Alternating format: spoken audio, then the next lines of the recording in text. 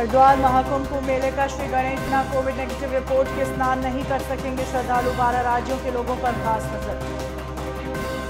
सल्ट उपचुनाव के लिए बीजेपी कांग्रेस ने 30 स्टार प्रचारकों की सूची जारी की। बीजेपी ने पूर्व सीएम त्रिवेंद्र सिंह रावत को नहीं दी जगह। सीएम तीरथ सिंह के बाद उनकी पत्नी को भी कोरोना संक्रमित।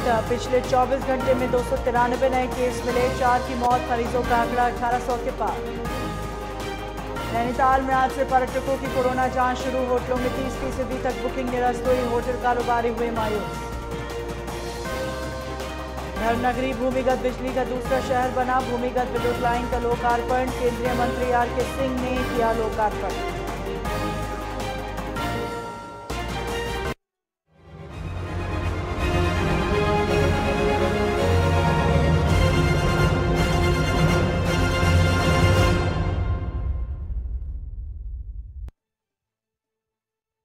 नमस्कार, स्वागत है आपका। आप देख रहे हैं उत्तराखंड लाइव। मैं हूं आपके साथ हिना। उत्तराखंड में कोरोना संक्रमण तेजी से बढ़ रहा है। 24 घंटे में 293 संक्रमित मिले हैं। वहीं 4 मरीजों की मौत भी हुई है।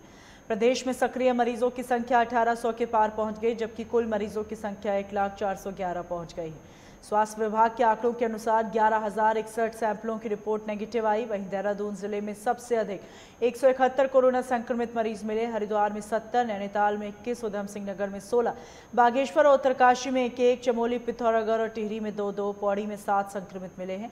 वहीं अल्मोड़ा, चंपावत और रुद्रप्रयाग में एक भी संक्रमित नहीं मिला। बता दें, प्रदेश में अब तक 1717 संक्रमित मरीजों की मौत हो चुकी है। संक्रमितों की तुलना में ठीक होने वालों की संख्या कम होने से सक्रिय मरीज बढ़ गए। प्रदेश में आज 118 मरीजों को ठीक होने के बाद घर भेजा गया और अब तक 95,330 मरीज ठीक हो चुके हैं। बता दें कि प्रदेश में संक्रमितों की ठीक होने की दर 94.94% है।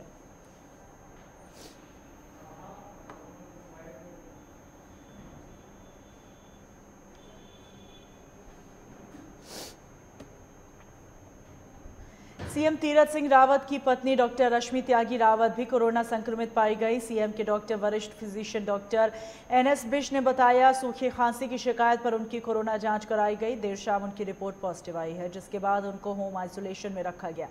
फिलहाल उनकी तबीयत सामान्य है। आपको बता दें, 22 मार्च को सीएम तीरथ भी कोरोना पॉजिटिव पाए गए थे। उन्होंने डॉक्टरों की निगरानी में खुद को आइसोलेट कर लिया था। सीएम ये जानकारी ट्वीट कर दे चुके थे। तीरथ सिंह रावत ने ट्वीट कर कहा था, मेरी कोरोना टेस्ट रिपोर्ट पॉजिटिव आई है, मैं ठीक हूं और मुझे कोई परेशानी नहीं है। डॉक्टर्स की निगरानी में मैंने स्वयं को आइसोलेट किया है। आप में से जो भी लोग मेरे संपर्क में आए हों, कृपया सावधानी बरतें और अपनी जांच कराएं। डॉक्टर एनएस बिश ने बताया, सीएम की सेहत में तेजी से सुधार हो रहा है। बता राज्य में अभी तक राज्यपाल बेबी रानी मौर्य, विधानसभा अध्यक्ष प्रेमचंद अग्रवाल, पूर्व मुख्यमंत्री त्रिवेंद्र रावत, कैबिनेट मंत्री सतपाल महाराज, हरक सिंह रावत, बंशीधर भगत, राज्य मंत्री डॉक्टर धन सिंह रावत, नेता प्रतिपक्ष डॉक्टर इंदिरा हृदयेश सहित कई मंत्री, विधायक और नौकरशाह कोरोना की चपेट में आ चुके हैं।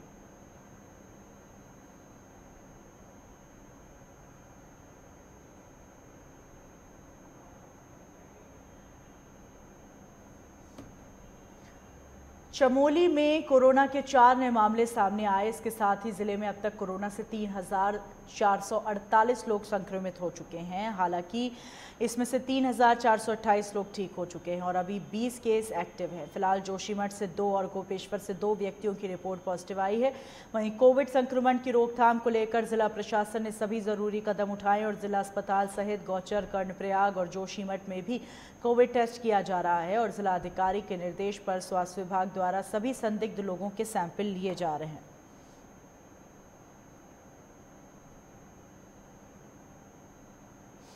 पुष्कर हमारे सहयोगी फोन लाइन पर मौजूद है। पुष्कर, कोरोना के आंकड़ों में जिस कदर इजाफा हो रहा है, चमोली से क्या कुछ अपडेट देना चाहेंगे?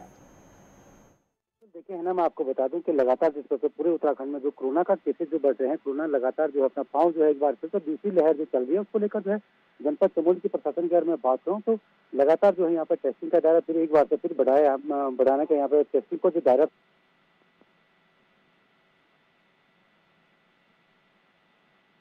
मेन बाजार है, मेन चौराहे हैं, यहाँ पे जो है स्वास्थ्य विभाग के जो कर्मचारी है सैंपल ले रहे हैं, उनके लिए टेस्टिंग का दायरा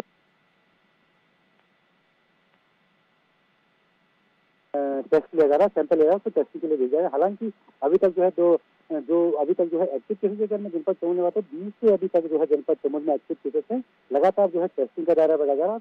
हालांकि पुलिस प्रशासन भी मुस्तैद नजर आ रहा है, क्योंकि जो लोग बाजारों में अनावश्यक घूम रहे हैं या बिना मास्क पहने हुए बाजारों में जा रहे हैं, उनका चालान भी यहाँ जनपद चमोली होता था। हालांकि जिस तरह से लगातार अब जो है जाके जिस तरह से, क्योंकि अब आने वाले समय में जब चारधाम यात्रा चलेगी, कुंभ आज से शुरू हो गया है, तो लगातार जिस तरह से केसेस बढ़ रहे हैं, तो प्रशासन जनपद चमोली का प्रशासन तो मुस्तैद है, लेकिन जिस तरह से जो गाइडलाइंस आज से जो गाइडलाइंस चालू कर दी गई है, जो भारत सरकार है, उत्तराखंड सरकार ने जो अपने जो गाइडलाइंस आते शुरू की थी, उसका पालन भी करवाया जा रहा है। तो कहीं ना कहीं लगातार जो है जनपद चमोली में टेस्टिंग का दायरा बढ़ा जा रहा है, जनता को यहाँ पे जागरूक भी किया जा रहा है ना। बहुत शुक्रिया आपका।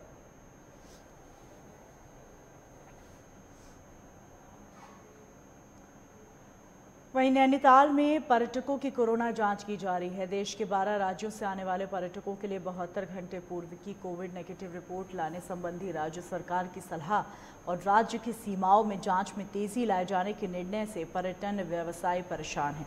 तमाम होटलों में अप्रैल के लिए 30% बुकिंग निरस्त हो गई। मई जून को लेकर भी कारोबारी और पर्यटक आशंकित हैं। अप्रैल में मैदानी क्षेत्रों में गर्मी बढ़ने और गुड फ्राइडे, नवरात्र, महावीर जयंती सहित अनेक छुट्टियों के कारण पर्यटन व्यवसायी बहुत आशान्वित थे। तमाम होटल इस दौरान एडवांस में ही फुल हो चुके थे। वर्तमान में भी हर सप्ताह में यहां भारी भीड़ उमड़ रही थी, जिससे उनमें सीजन को लेकर उत्साह था। राज्य सरकार के दिशा निर्देश आए, 30% बुकिंग निरस्त हो गई। उत्तर भारत होटल एवं रेस्टोरेंट एसोसिएशन के बोर्ड सदस्य होटल शेवरॉन के मालिक प्रवीण शर्मा के अनुसार अप्रैल में सामान्य बुकिंग के अलावा डेस्टिनेशन वेडिंग की भारी बुकिंग आई थी। 30% बुकिंग निरस्त हो गई है। उनका कहना है इस समय होटल और पर्यटन उद्योग गंभीर संकट में है। बीते वर्ष जैसे तैसे कर्ज लेकर लोगों ने काम चलाया। अगर इस वर्ष भी व्यवसाय नहीं चल पाए तो आधे से ज़्यादा कारोबारी बर्बाद हो जाएंगे। अभी भी पर्यटक लगातार संपर्क कर बुकिंग को लेकर आशंका जता रहे हैं। व्यवसायियों का मानना है सरकार बॉर्डर में चेकिंग बढ़ा दे और संक्रमित पाए जाने पर प्रवेश न दे, लेकिन 72 घंटे की रिपोर्ट लाने की अपनी सलाह हटाए।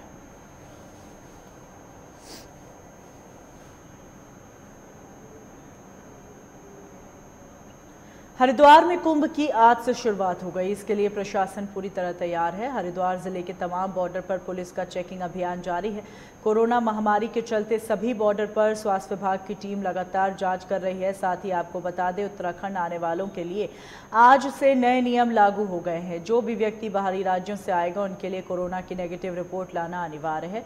आपको बता दें, मुख्य शाही स्नान के लिए मेला पुलिस ने 1 सप्ताह का ट्रैफिक प्लान तैयार किया और इसके तहत 8 अप्रैल से 15 अप्रैल तक श्रद्धालुओं और स्थानीय निवासियों के लिए यातायात की विशेष व्यवस्था लागू रहेगी।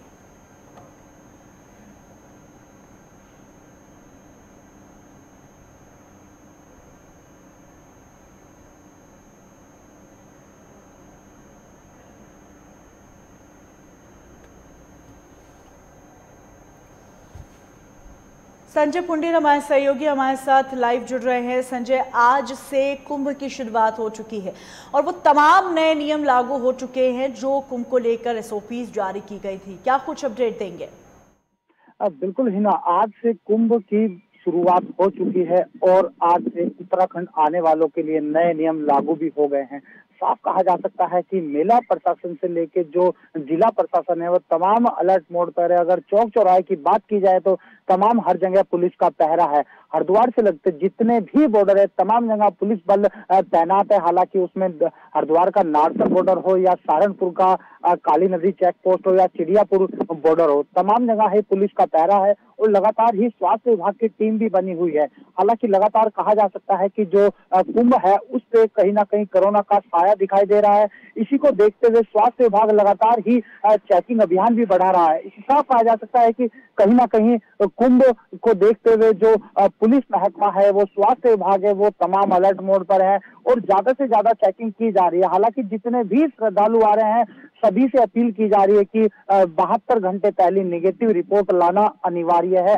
इसी को देखते हुए जो बॉर्डर है, बॉर्डर पर चेकिंग की जा रही है। अगर कोई रिपोर्ट नहीं लाता है तो उनको बॉर्डर से ही वापसी किया जा रहा है। साफ कहा जा सकता है कि पुलिस प्रशासन आज से अलर्ट मोड पर है।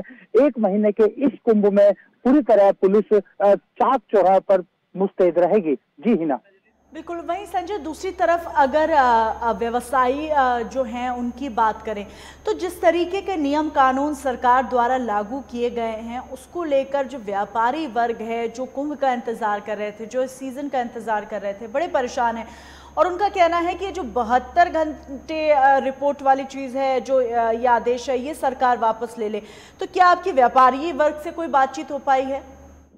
बिल्कुल, इस चीज का फर्क लगातार ही जो व्यापारी है उन पर पड़ता दिखाई दे रहा है। जिस तरीके से लोग कुंभ के लिए उत्साहित थे और हरिद्वार आ रहे थे, लेकिन जो व्यवसायी है उस पर कहीं ना कहीं फर्क पड़ता दिखाई दे रहा है। जिस तरीके से होटल व्यवसायी है उनको भी काफी दिक्कतों का सामना करना पड़ रहा है। हालांकि लगातार ही प्रशासन इस चीज के लिए जागरूक कर रहा है कि अपनी 72 घंटे पहली नेगेटिव रिपोर्ट लाना अनिवार्य है। प्रशासन लगातार ही चेकिंग अभियान भी चलाया हुआ है। हालांकि अगर कुंभ क्षेत्र की बात की जाए तो जितने भी तमाम होटल है, धर्मशाला है, गेस्ट हाउस है, उनको भारी परेशानी का सामना करना पड़ रहा है और उनके व्यापार पर भी काफी फर्क यहाँ पड़ता दिखाई दे रहा है। अब देखने वाली बात होगी इस एक महीने में कितने लोग वहां आते हैं, कितने की चेकिंग हो पाती है। लेकिन कहीं ना कहीं प्रशासन लगातार इस बात के लिए कह रहा है कि जो लोग अपनी रिपोर्ट नहीं लाएंगे उनको धर्मशाला, गेस्ट हाउस में भी रुकने नहीं दिया जाएगा। जी हिना।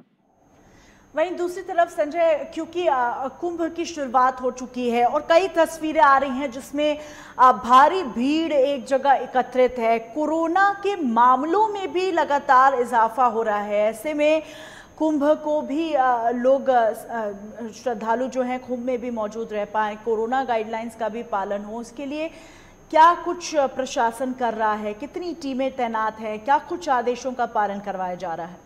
बिल्कुल, प्रशासन लगातार ही इस चीज के लिए लगातार लोगों को जागरूक कर रहा है कि जितने भी लोग आए सभी चेकिंग करवाए। लेकिन प्रशासन की लगातार क्षेत्र में टीम बनी हुई है। अगर हरकी पौड़ी क्षेत्र की बात की जाए तो वहां भी पुलिस की टीम है, स्वास्थ्य विभाग की टीम है, हालांकि और भी सुरक्षा बल तैनात है।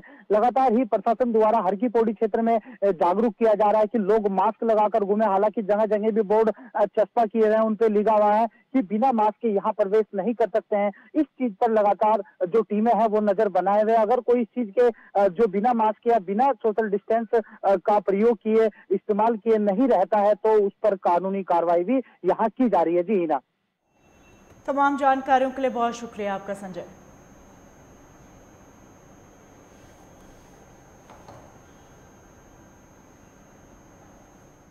से शुरुआत हो गई है। महाकुंभ के लिए हरिद्वार पूरी तरह तैयार है। हालांकि अगर रोड मैप की बात की जाए तो तमाम रूट डाइवर्ट किए गए हैं, स्थानीयों को कोई दिक्कत ना हो इसके लिए भी पुलिस प्रशासन पूरा मुस्तैद है। इस वक्त हम हरिद्वार में मौजूद है। यहाँ का नजारा हम आपको दिखाएंगे कि पुलिस प्रशासन जो है पूरी तरह चौक चौराहों पर चाक चौबंद है। हालांकि स्थानीयों के साथ साथ किसी भी बाहर के व्यक्ति को दिक्कत ना हो इसके लिए भी यहाँ पूरी तरह प्लानिंग की गई है। हालांकि भीड़ ना हो इसके लिए भी यहाँ पूरी व्यवस्था की गई है। साफ कहा जा सकता है कि मेला प्रशासन से लेके जो हरिद्वार जिला प्रशासन है वो पूरी तरह यहाँ तैयार है। कैमरा पर्सन के साथ संजय पुंडीर, हरिद्वार। रुकेंगे ब्रेक के लिए। ब्रेक के उस पार खबरों का सिलसिला यूं ही जारी रहेगा।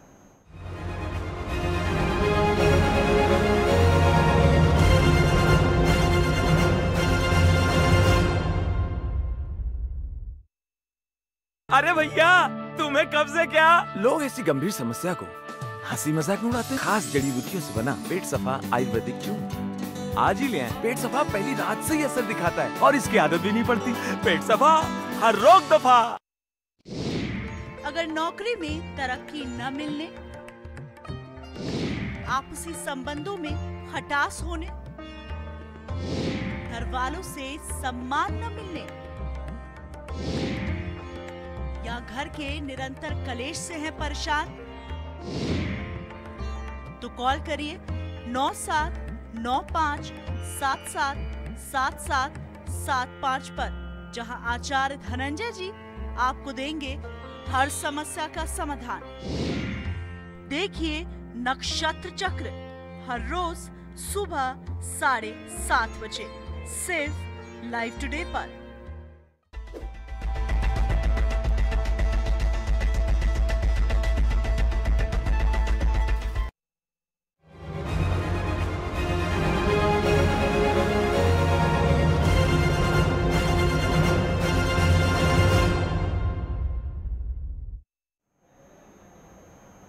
ब्रेक के बाद स्वागत है आपका। उत्तराखंड के सल्ट उपचुनाव के लिए कांग्रेस के 30 स्टार प्रचारकों को टक्कर देने के लिए बीजेपी ने भी टॉप 30 स्टार प्रचारकों की सूची जारी कर दी। खास बात है, बीजेपी के राष्ट्रीय महामंत्री अरुण सिंह की ओर से भेजी गई लिस्ट में पूर्व मुख्यमंत्री त्रिवेंद्र सिंह रावत को जगह नहीं दी गई, जबकि कांग्रेस छोड़ बीजेपी में शामिल हुए मंत्रियों को स्टार प्रचारकों के रूप में वजन दिया गया। कांग्रेस ने भी सल्ट उपचुनाव में माहौल अपने पक्ष में बनाने के लिए स्टार प्रचारक तय कर दिए हैं।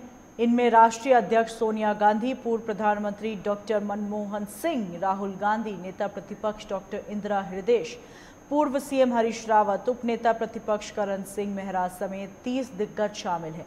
वहीं बीजेपी की ओर से भी स्टार प्रचारकों के नाम घोषित कर दिए गए। टॉप 30 में जहां हाईकमान ने हरीश रावत सरकार से बगावत कर भाजपा में शामिल हुए मौजूदा कैबिनेट मंत्री सतपाल महाराज, यशपाल आर्य, हरक सिंह रावत, सुबोध उनियाल, राज्य मंत्री स्वतंत्र प्रभार रेखा आर्या को पूरा महत्व दिया, वहीं 4 साल सीएम रहे त्रिवेंद्र सिंह रावत को सूची से बाहर रखा गया। शाम को सूची सार्वजनिक होने के बाद खुद भाजपाई भी पूर्व मुख्यमंत्री त्रिवेंद्र सिंह को लिस्ट में जगह न दिए जाने से हैरान नजर आए।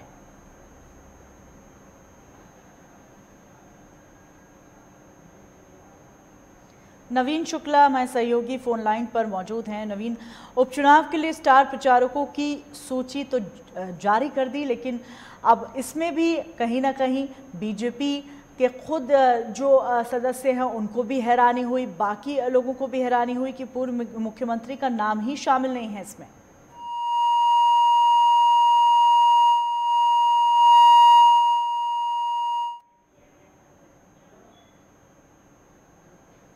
नवीन, क्या अब तक हमारी आवाज पहुंच पा रही है?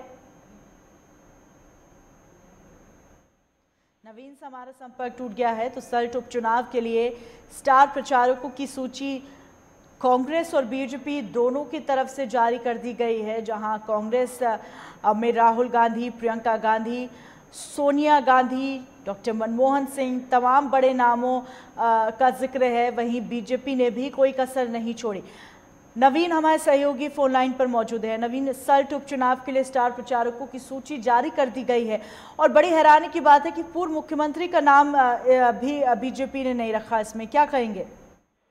जी, निश्चित तौर पर जिस तरीके से सल्ट उपचुनाव है, लगातार जो प्रत्याशी है वो अपने अपने क्षेत्र में भ्रमण कर रहे हैं। इसके साथ ही जो बड़े नेता है वो अभी उनका भी सल्ट जाना सुनिश्चित हुआ है। चाहे कांग्रेस की बात की जाए या फिर बीजेपी की बात की जाए, तो जो बड़े नेता है वह सल्ट पहुंच रहे हैं। हालांकि जो सूची स्टार प्रचारकों की जो सूची शामिल की गई थी बीजेपी की तरफ से, उसमें पूर्व मुख्यमंत्री त्रिवेंद्र सिंह रावत का नाम नहीं रखा गया था। इसके साथ ही साफ तौर पर अब जो कांग्रेस है वह कांग्रेस भी आरोप लगाना शुरू कर दिया है कि जब खुद ही सीएम, जो पूर्व सीएम को नहीं रखा गया, तो बीजेपी किस तरीके से आगे चुनाव प्रचार करेगी और आगे कुछ जीत के लिए कैसे आगे बढ़ेगी। इसके साफ तौर पर है कि जो आरोप और प्रत्यारोप का जो दौर है वह शुरू हो गया। हालांकि जो स्टार प्रचारक है, क्योंकि कोविड भी चल रहा है और 30 लोगों की लिस्ट जो है वह जारी की गई थी, इसलिए भी हो सकता है कि जो लिस्ट में उनका नाम ना शामिल किया गया हो, लेकिन कहीं ना कहीं अब आरोप और प्रत्यारोप का जो दौर है वह शुरू हो गया है। जानकारियों के लिए शुक्रिया आपका।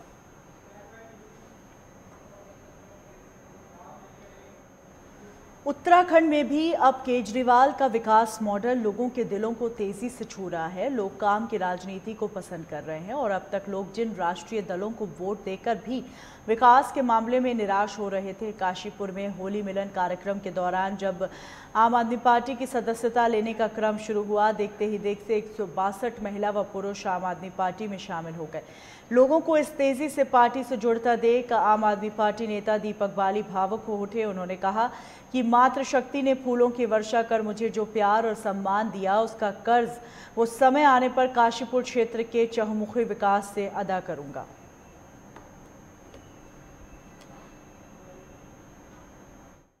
दिल्ली के अंदर हॉस्पिटलों की जो स्थिति है वो ठीक की है। आज वहाँ पर बिना पैसे के या जिन लोगों के पास पैसा है या नहीं है उन सब का मुफ्त इलाज हो रहा है। बीमारी कितनी भी गंभीर हो, स्कूलों की स्थिति आप अगर देखेंगे तो लोग प्राइवेट स्कूलों से बच्चों को निकालकर सरकारी स्कूलों में एडमिशन करा रहे हैं।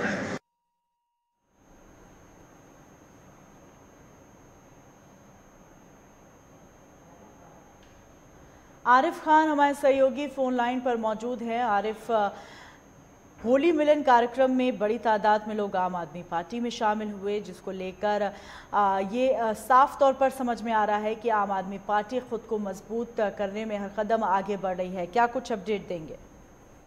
जी बिल्कुल हिना, जिस तरीके से मैं आपको बता दूं कि आम आदमी पार्टी उत्तराखंड में अपने पैर पसार रही है, तो वहीं कांग्रेस और भाजपा छोड़कर लोग आम आदमी पार्टी की सदस्यता ले रहे हैं। तो जहां मातृशक्ति कहे जाने वाली महिलाएं उत्तराखंड के आंदोलन में अहम भूमिका निभा चुकी हैं, तो उन्होंने भी आज आम आदमी पार्टी की सदस्यता लेकर आम आदमी पार्टी का वर्चस्व बढ़ाया है। और देखा जा रहा है कि आम आदमी पार्टी धीरे धीरे अपना वर्चस्व बढ़ा रही है। पिछले दिनों की अगर बात करें तो 3 लाख से ऊपर उत्तराखंड में आम आदमी पार्टी अपने सदस्य बना चुकी है। केजरीवाल का विकास मॉडल लोगों के दिलों को तेजी से छू रहा है और दिल्ली की तर्ज पे उत्तराखंड में भी लोगों को केजरीवाल की योजनाओं के प्रति आकर्षित कर पार्टी से जोड़ने का काम किया जा रहा है। जी हिना, तमाम जानकारियों के लिए शुक्रिया आपका।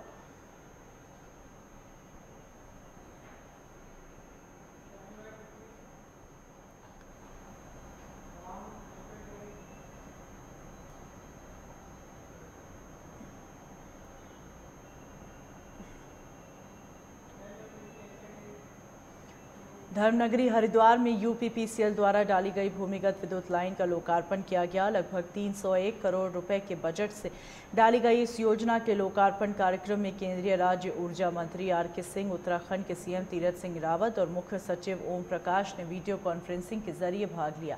हरिद्वार के ऋषिकुल कॉलेज में आयोजित कार्यक्रम में यूपीसीएल के निदेशक नीरज खैरवाल, ऊर्जा सचिव राधिका झा और बीजेपी प्रदेश अध्यक्ष मदन कौशिक मौजूद रहे। उत्तराखंड बीजेपी के प्रदेश अध्यक्ष हरिद्वार विधायक मदन कौशिक ने कहा कि हरिद्वार में भूमिगत बिजली लाइनें डालने के केंद्रीय मंत्रालय का धन्यवाद। उनके द्वारा आश्वासन दिया गया कि बाकी हरिद्वार शहर में भी जल्द ही बिजली की तारें भूमिगत की जाएंगी और इसके लिए जल्द डीपीआर बनाकर भेजे जाएंगे और हरिद्वार देश का दूसरा बनारस के बाद भूमिगत लाइनों वाला शहर होगा। इनका कहना है इस प्रोजेक्ट के लिए 400 करोड़ रुपए स्वीकृत किए गए थे, लेकिन इसे 300 करोड़ में ही पूरा कर लिया गया। ऊर्जा सचिव राधिका झा ने कहा अंडरग्राउंड बिजली का कार्य काफ़ी कठिन था क्योंकि इसके कारण लोगों को काफ़ी असुविधा होती है।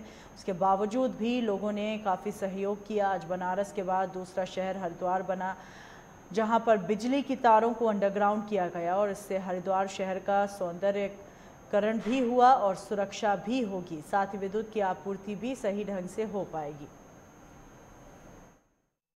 भारत सरकार के मंत्री जी सबको धन्यवाद देता हूँ और सबसे बड़ा धन्यवाद है कि उन्होंने कहा जो बचावा शेष काम है उसके लिए भी उन्होंने कहा कि हम उसको भी देंगे।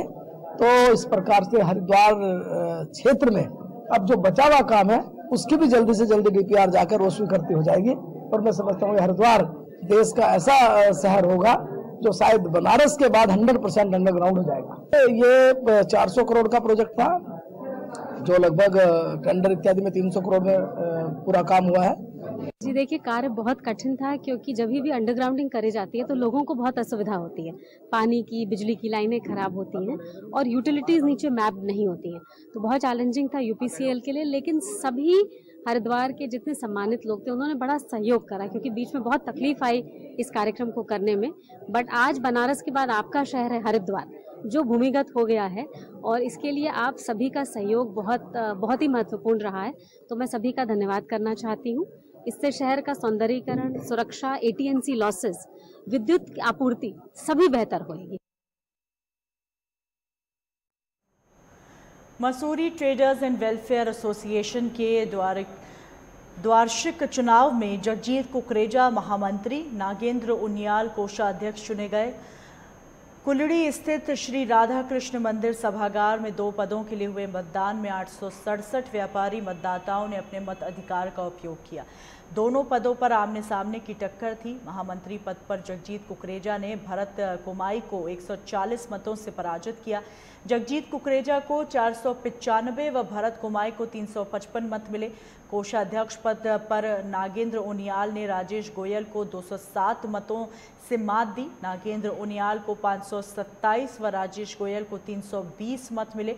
35 मत अवैध पाए गए। अध्यक्ष पद पर रजत अग्रवाल पहले ही निर्विरोध निर्वाचित हुए।